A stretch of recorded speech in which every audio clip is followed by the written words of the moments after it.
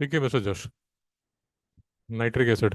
यार ये nitric acid start करने से पहले ना, क्योंकि हमने सल्फ्यूरिक एसिड भी करना है, मैं आपको ये कुछ एक दो चीज़ें दिखाना चाहता हूँ। देखिए, ये ना इसके बेस पे ना कुछ क्वेश्चंस बनते हैं।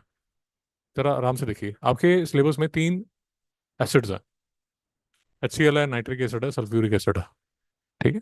अब देखिए यार, जो डेल्यूट है उसमें तो कुछ ज़्यादा कोई खास फर्क पड़ नहीं रहा, बिकॉज डेल्यूट का मतलब ये हुआ कि जो वाटर है वो ज़्यादा होगा। तो अगर वाटर ज़्यादा होगा तो अगर आप देख रहे हैं कि जो बॉइलिंग पॉइंट है वो 100 के आसपास ही है। वो 100 के आसपास ही है। बट जो इंटरेस्टिंग चीज़ है यार, वो हो जाती है जब ये कंसनट्रेटेड सॉल्यूशन में। कंसनट्रेटेड सॉल्यूशन में अगर आप देखें तो ये देखिए, ये जो है ना सल्फ्यूरिक एसिड, इसका बॉइलिंग पॉइंट मतलब बिल्कुल ऑफ द चार्ट्स है, अगर आप मेरी बात समझ रहे हैं। तो ना बार बार आपकी बुक में एक चीज लिखी हुई है, non volatile acid. Non volatile acid, sulphuric acid के बारे में बार बार लिखा हुआ है नॉन वोलेटाइल एसिड। वो नॉन वोलेटाइल एसिड जो कंसंट्रेटेड है वो ये है, वो 337 ये है। मेरी बात समझ में आ गई? फिर से दो बातें हम समझ रहे हैं। यार डाइल्यूट एसिड में तो बॉइलिंग पॉइंट में ज़्यादा कोई खास फर्क पड़ता नहीं है, क्योंकि 100 डिग्री के आसपास ही है, क्योंकि वाटर ज़्यादा होगा तो वो अपना वाटर अपना ही बॉइलिंग पॉइंट ड्राइव करेगा। ज़्यादा कुछ खास फर्क नहीं है। बट जैसे ही आप कंसनट्रेटेड में देखते हैं तो जो सल्फ्यूरिक एसिड है यार, उसकी कंसनट्रेशन 98% आप कंसनट्रेटेड ले सकते हैं, और वो ऑफ द चार्ट चले जाता है। यहाँ तक मेरे साथ है। तो अब जब हम ये नाइट्रिक एसिड करेंगे, सल्फ्यूरिक एसिड करेंगे, तो एक बात आएगी, non volatile property of sulphuric acid. वो आपको समझ आ गया? ओके। तो सबसे पहले यार, ये सल्फ्यूरिक एसिड का अपना, ये रे हमारी गीता महाभारत की, ये हमने करना है नाइट्रिक एसिड में। 2025 में will limit our self to this only. Laboratory preparation हमें आनी चाहिए, पोटेशियम नाइट्रेट और सोडियम नाइट्रेट से। लेबोरेटरी मेथड आने चाहिए, जिसमें terms of reactants, products, conditions, equation, setting up apparatus, diagram, precaution, collection, identification, ये सारा आना चाहिए। ये इसमें लिखा हुआ है। फिर ओसवाल्ड प्रोसेस आना चाहिए, only equations with conditions where applicable. ये समझ आ गया? और फिर सिर्फ कॉपर, कार्बन और सल्फर की ऑक्सीडाइजिंग एजेंट जब नाइट्रिक एसिड बिहेव कर रहा है उसका क्वेश्चन। अब एक बात मतलब टैटू करा लीजिए यार, इस पे क्वेश्चन यूजुअली आता है। सल्फ्यूरिक एसिड में भी, मैं ये दोनों इकट्ठे आपको इंटरलिंक करता रहूंगा। सल्फ्यूरिक एसिड में भी याद रखिए, कि कंसनट्रेटेड सल्फ्यूरिक एसिड जो है एज एन ऑक्सीडाइजिंग एजेंट काम करता है, और इसमें कार्बन और सल्फर का ये जो रिएक्शन है, ये one of the important reaction है। ये बात समझ में आ गई? तो ये दो रिएक्शन यार, जिसमें कंसनट्रेटेड सल्फ्यूरिक एसिड और ये जो नाइट्रिक एसिड है कंसनट्रेटेड, ये जब इनके साथ कार्बन, कॉपर और सल्फर के साथ रिएक्ट करते हैं, ये इंपॉर्टेंट क्वेश्चन बनता है। सल्फ्यूरिक एसिड में एक और चीज मैं अभी आपको दिखा देता हूँ, कि ये देखिए, ये लिखा है non volatile nature of sulphuric acid, ये अभी जो मैंने आपको समझाया। बट इसका लिंकेज क्या बनता है यार, ये जो यहाँ लिखा है ना, रिएक्शन विद सोडियम और पोटेशियम क्लोराइड, सोडियम और पोटेशियम क्लोराइड और सोडियम और पोटेशियम नाइट्रेट, ये जो लिखा हुआ है, ये जो सल्फ्यूरिक एसिड में लिखा हुआ है, वो हमें नजर आएगा ये यहाँ पर। ये देखिए, नाइट्रिक एसिड की प्रिपरेशन में सल्फ्यूरिक एसिड की ये वाली प्रॉपर्टी यूज की जाती है। लिंक कर पा रहे हैं? हम हजारों बार यार ये बात कर चुके हैं कि ये रिएक्शन तो आपको याद करने पड़ेंगे, ये कुछ कंडीशंस भी आपको याद करनी पड़ेंगी। बट उससे ज़्यादा हमारे लिए जो इंपॉर्टेंट है, हर लाइन में जो ये क्वेश्चन बन रहे हैं वो हमारे लिए इंपॉर्टेंट है। Give reasons. टेम्परेचर क्यों लेस देन 200 डिग्री सेल्सियस है? आ, आ, सारा जो अपैरेटस है वो ग्लास का क्यों बना हुआ है? इसके हर चीज़ का आंसर आपको दिया जाएगा, उसकी चिंता मत कीजिए। तो बेसिकली ये रिएक्शन हो रहा है यार, ये यहाँ आपने नाइटर लिया, यहाँ ये पीटर लिया, जो भी इसको प्रोनाउंस करते हैं यार। तो इसमें ये आपने ले लिया कंसनट्रेटेड सल्फ्यूरिक एसिड, साथ में ये ले लिया या ये ले लिया, इन दोनों में से कोई एक ले लिया। यहाँ से फ्यूम्स आएंगी, वो फ्यूम्स को आपने कोल्ड वाटर डाल के, यहाँ आपको नाइट्रिक एसिड यहाँ से आउटलेट फॉर वाटर निकल आएगा। अब यार फ्रैंकली मुझे, जितना मुझे इंट्यूशन है, जो उसके रीजंस हैं वो ज़्यादा इंपॉर्टेंट है। यहाँ से रीजन शुरू होता है। बताओ भैया, कंसनट्रेटेड H2SO4 क्यों यूज किया? तो आप बोलेंगे कि sir strong non volatile acid है। ठीक है। कंसनट्रेटेड HCl क्यों नहीं यूज किया? आपको दिखा दिया, टेम्परेचर दिखा दिया उसका, कि भाई वो जो है, इस डेटा में ऑब्वियस है कि वो तो 108 डिग्री पे ही बॉयल करना शुरू कर देता है। इसके पास कुछ हिम्मत तो है, 350 डिग्री सेल्सियस तक जा तो सकता है। समझ पा रहे हैं? फिर ये जो इंपॉर्टेंट क्वेश्चन, सारा ग्लास apparatus क्यों है? कि सर जो is made of glass only because the vapours of nitric acid being highly corrosive attack rubber cork etcetera. Question है सर ये सारे के सारे। 200 डिग्री से कम पे क्यों कर रहे हो? 200 डिग्री से ज्यादा क्यों नहीं कर रहे? क्वेश्चन है कि sir damage to the glass apparatus है, डिकम्पोज कर देता है, नाइट्रिक एसिड डिकम्पोज ही कर जाता है सर। फिर Na2SO4 K2SO4 बन जाता है, जो कि पुअर कंडक्टर ऑफ हीट है, stick to the glass and cannot be easily remove from the apparatus। ये क्वेश्चन है सर, ये इंपॉर्टेंट क्वेश्चन है, स्कूल वालों का फेवरेट, बोर्ड वालों का फेवरेट। जो डीकम्पोजिशन ऑफ नाइट्रिक एसिड है उस पे एक क्वेश्चन तो बन गया यहाँ पर, ये जो यहाँ लिखा हुआ है कि हायर टेम्परेचर पे आप लेके जाओगे तो डिकम्पोज कर देगा। बट उसका एक और इफेक्ट होने वाला है, वो इफेक्ट ये होने वाला है, यहाँ पर भी ये क्वेश्चन बन जाता है कि सर एक बात बताओ, ये जो आपका नाइट्रिक एसिड बनता है ये स्लाइटली येलोइश क्यों बनता है? तो आपको बताना पड़ेगा कि सर वो क्या होता है, कि जो नाइट्रिक एसिड बनता है वो डिकम्पोज होता है इसमें, और ये अपना जो कलर है जिसकी वजह से पूरा का जो नाइट्रिक एसिड बनता है वो कलर को वो चेंज कर देता है। नहीं समझ में आया? क्वेश्चन बना है। हाँ, जी। हाँ वो पता नहीं कि उसने क्या हिसाब किताब लगाया यार, उसने कुछ हिसाब किताब लगा के उसको येलो बोल दिया। शायद वो स्लाइटली, जैसे भी उसको उसने किया है वो मुझे भी समझ नहीं आया, बट बोलता तो वो रेडिश ब्राउन है, बट ये बोलता है कि जो बनता है वो येलोइश बनता है, ये येलोइश ब्राउन करके उसने बोल दिया उसको।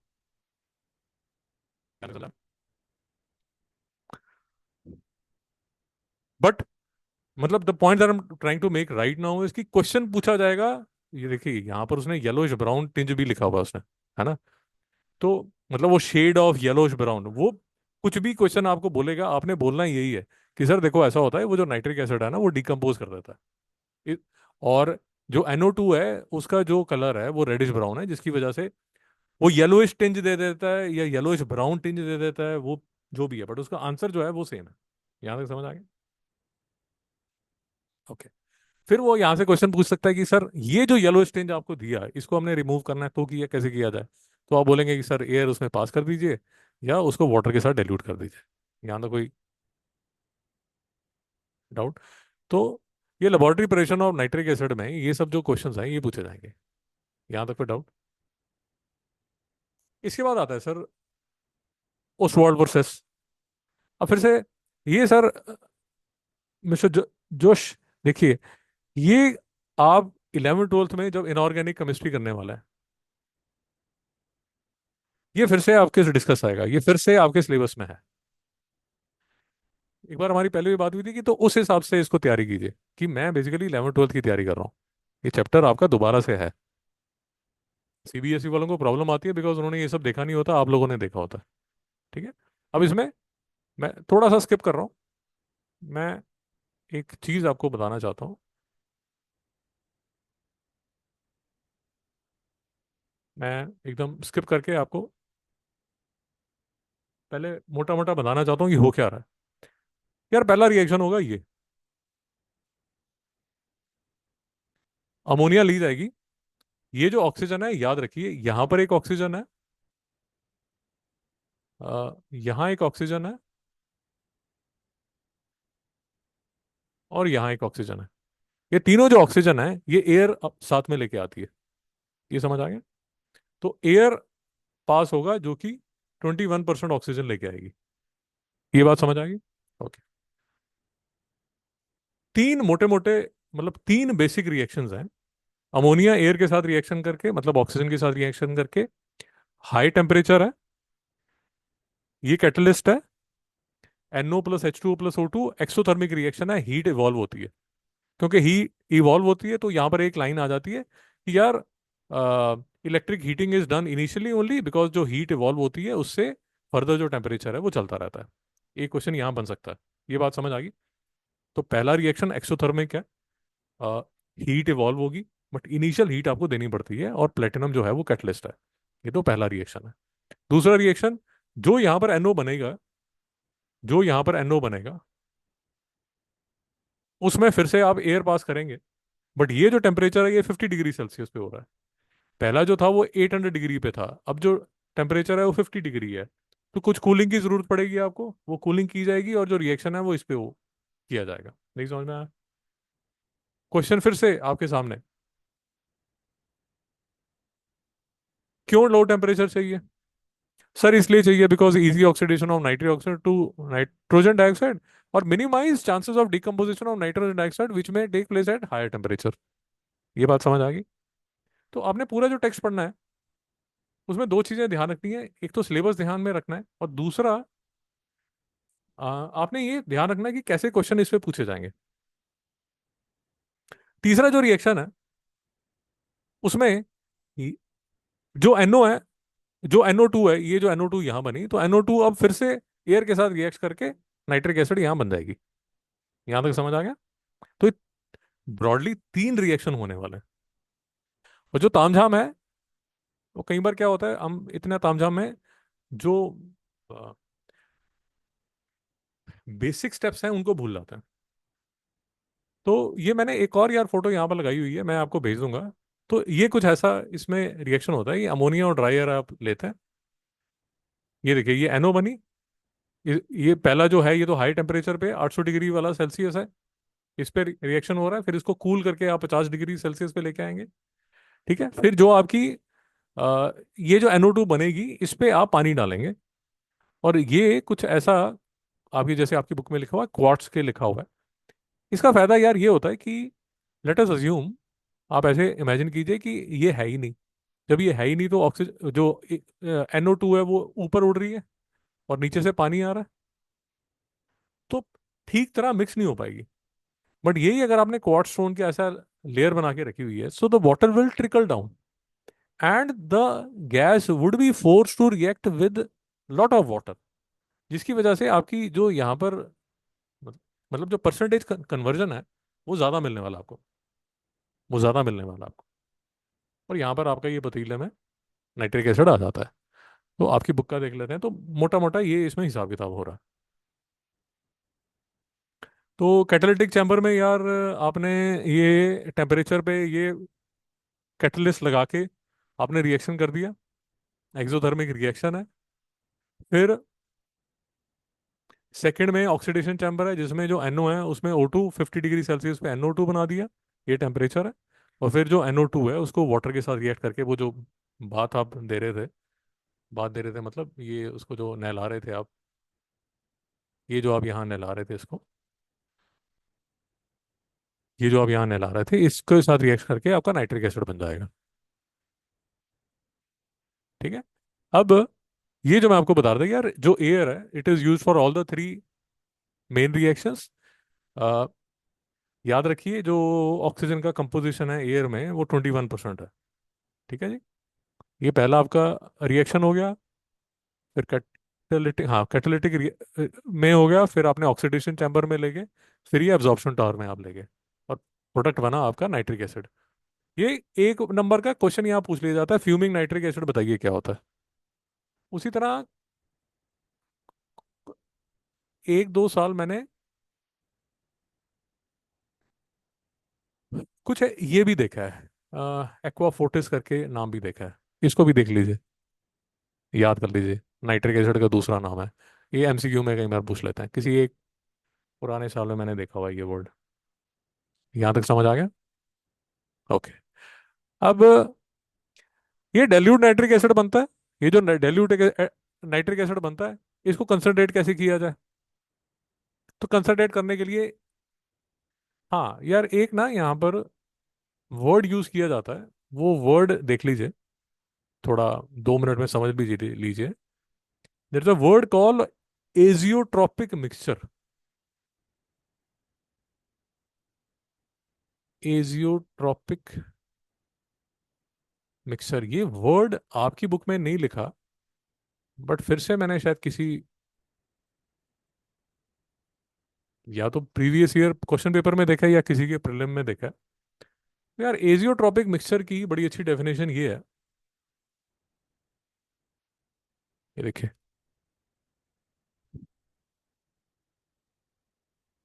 An azeotropic or a constant heating mixture is a mixture of two or more components in fluid state where proportion cannot be altered or changed by simple distillation. मैं ये पहले इंग्लिश बोल रहा हूँ फिर आपको समझा देता हूँ। This happens this happens because when a azeotropic is boiled, the vapor has the same proportion of constituent as unboiled mixture. यार इसमें ऐसा होता है, आपने नीचे लिक्विड लिया, उस लिक्विड को आपने बॉयल किया। अब यूजुअली ये होता है कि जैसे आपने वाटर और सॉल्ट का मिक्सचर है, वाटर और सॉल्ट के मिक्सचर को आपने घोल लिया, घोला उसको और गर्म कर दिया। अब जो ऊपर है यार वो वाटर आएगा, NaCl तो नीचे रह जाएगा। तो वेपर की जो कंपोजिशन है वो 100% वाटर होगी। यहाँ तक समझ आ गया।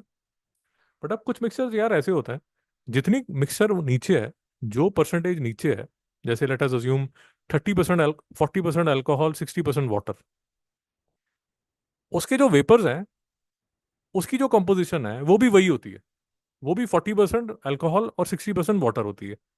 तो आप उसको डिस्टिल कर ही नहीं सकते, क्योंकि अगर आपने वो जो वेपर्स हैं उनको डिस्टिल किया भी तो सेम ही आपको मिलने वाला है। तो ऐसे जो मिक्सचर्स हैं उनको बोलते हैं एजियोट्रॉपिक मिक्सचर्स।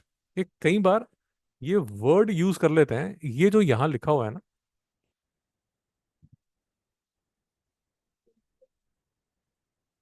जी, ये जो यहाँ लिखा है ना वर्ड, उसने वो वर्ड यूज नहीं किया क्योंकि वो वर्ड यूज करते हैं बड़ी क्लास में, बट वो बोलने की वही कोशिश कर रहा है। बट कई टीचर जो हैं वो कई बार क्लास में बोलते हैं और फिर प्रीलिम्स में पूछ भी लेते हैं। तो ये जो यहाँ लिखा है, it is concern until a constant boiling mixture is obtained, ये जो है इसको बोल देते हैं एजियोट्रॉपिक मिक्सचर। इसके बाद फिर आप उसको डिस्टिलेशन से कंसंट्रेट नहीं कर सकते। मेरी बात समझ में आ रही है जो मैं कह रहा हूँ? ओके, तो ये सब तामझाम हो गया यार। ओके, ये देखिए, ये जो मैं आपको बता रहा था ना, aqua solution of nitrate boils a constant boiling mixture, ये जो कांस्टेंट बॉइलिंग मिक्सचर है इसको बोलते हैं एजियोट्रॉपिक। और ये जो मैं आपको बता रहा था इतनी ज्यादा इंग्लिश में, hence on boiling the above mixture evolves out of vapour of both acid and water in the same proportion as in the liquid. तो लिक्विड में जो प्रोपोर्शन है वही वेपर में प्रोपोर्शन है। तो फिर आपने क्या किया, क्या घंटा उखड़ा, क्योंकि आपने उसको फिर से अगर कूल डाउन भी किया तो वो वही कंपोजिशन में आपको फिर से मिल जाएगा। बात समझ में आ रही? तो फिर वो बोल रहा है यार अगर आपने कंसंट्रेट करना ही है, मतलब जिद पे फंसे हो, तो फिर कंसंट्रेटेड सल्फ्यूरिक एसिड को ले आओ, वो इसको कंसंट्रेट कर देगा। यहाँ तक समझ आए? ओके, फिर उस वर्ल्ड प्रोसेस भी हो गया। फिर a oxidising agent, its reaction with copper, carbon, sulphur. अब देखिए। जी, हाँ करिए। कौन सी एक्सरसाइज हुई है? हाँ हाँ, आंसर चेक कर लीजिए। उसका पासवर्ड है ना आपके पास? बुक में लिखा हो? हाँ।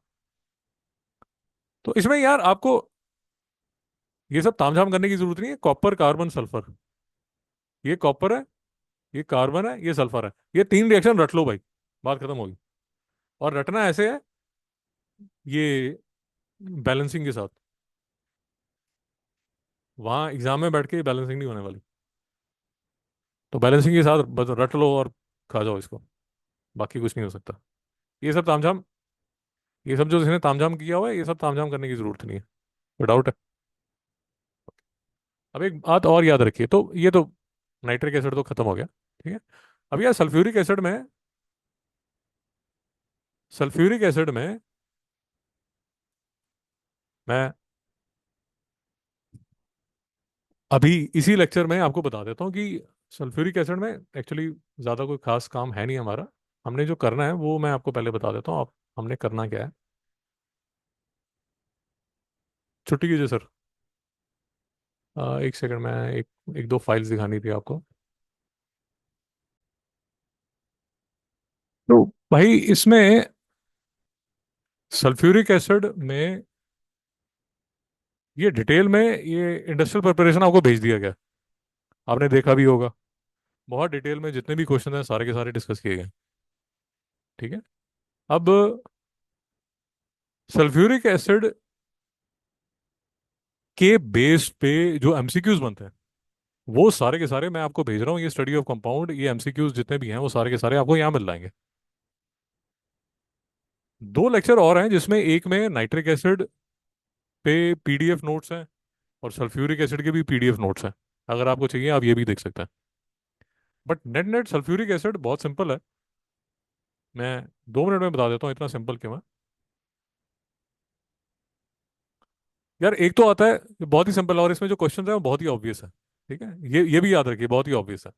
पहला क्वेश्चन बनता है यार ये, कि कार्बन और सल्फर के साथ कंसंट्रेटेड सल्फ्यूरिक एसिड की ऑक्सीडाइजिंग की प्रॉपर्टी बताइए। वो जो है वो आपको नजर आती है ये यहाँ पर। एक्चुअली सल्फ्यूरिक एसिड ना सबसे इजीएस्ट है। ये देखिए, ये वाला और ये वाला रिएक्शन जो है आपको रटना पड़ेगा। ये कार्बन के साथ और ये सल्फर के साथ, ये रिएक्शन जो है ये आपको रटना पड़ेगा। दूसरा, ये एक क्वेश्चन बनता है कि सल्फ्यूरिक एसिड जो है, कंसंट्रेटेड सल्फ्यूरिक सल्फ्यूरिक एसिड जो है, वो डिहाइड्रेटिंग एजेंट कैसे काम करता है। उसमें दो रिएक्शन होते हैं यार, एक तो शुगर पे डाला जाता है और एक कॉपर सल्फेट पे डाला जाता है। वो जो रिएक्शन है, वो रिएक्शन नजर आएंगे आपको यहाँ। ये रिएक्शन जो है इसको रट लीजिए। सल्फ्यूरिक एसिड पे आप, सॉरी, शुगर पे आप जब कंसंट्रेटेड सल्फ्यूरिक एसिड डालते हैं, तो ये काले रंग का बहुत सुंदर एक्सपेरिमेंट है ये। वो ऐसे मतलब शाम की तरह निकलता है, मैं भेज दूंगा आपको।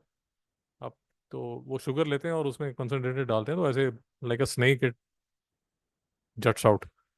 तो ये रिएक्शन आपको याद करना पड़ेगा। और दूसरा, कॉपर सल्फेट के पे आप डालते हैं तो जितना इसका पानी है, जो ब्लू कलर जो है, वो सारा का सारा उसको निकाल देता है। ये दो, ये वाला क्वेश्चन बहुत इंपॉर्टेंट है। ठीक है, जब आप ये करेंगे, डाइल्यूट के साथ जब रिएक्शन करेंगे, इसमें यार ये जो लास्ट में लिखे हुए हैं ना, ये सल्फाइट और सल्फाइड, ये ज्यादा क्रिटिकल है। ऊपर वाले तो ज्यादा यूजुअली मैंने नहीं देखा कहीं पूछते हैं। इसमें ये जो लिस्ट है यहाँ पर डाइल्यूट एसिड के साथ जो इसके रिएक्शंस हैं, नीचे वाले जो रिएक्शन आपको नजर आ रहे हैं, ये देखिए, ये जो सल्फाइट नजर आ रहा है और ये जो सल्फाइड नजर आ रहा है, तो एक में SO2 लिबरेट होती है और एक में H2S लिबरेट होती है। ये भैया इंपॉर्टेंट क्वेश्चन है। बाकी तो तामझाम चलता ही रहेगा। तो अब सल्फ्यूरिक एसिड में मैं आपको ये एडवाइस करूंगा कि जब भी हमारी नेक्स्ट क्लास होगी, तो आप मुझे नाइट्रिक एसिड और सल्फ्यूरिक एसिड का टेस्ट दे दीजिए। ठीक है, इंपॉर्टेंट क्वेश्चन सारे के सारे मैंने आपको बता दिए।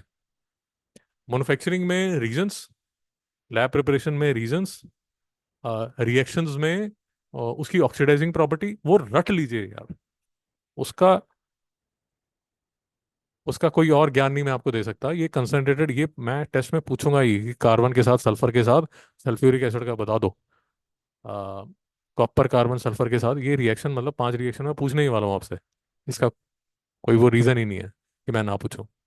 फिर ये ऑक्सीडेशन, सॉरी, सल्फ्यूरिक एसिड जो है वो डिहाइड्रेटिंग एजेंट जो काम करता है, उसके जो रिएक्शन है वो आपको याद होना चाहिए। यहाँ पर ये सल्फाइट और सल्फाइड में एक बार H2S बनती है दोस्त, एक बार SO2 बनती है। ये आपको रटा होना चाहिए। तो नेक्स्ट टाइम जब हम मिलेंगे तो आप मुझे टेस्ट दीजिए। समझ आ गया? छुट्टी कीजिए।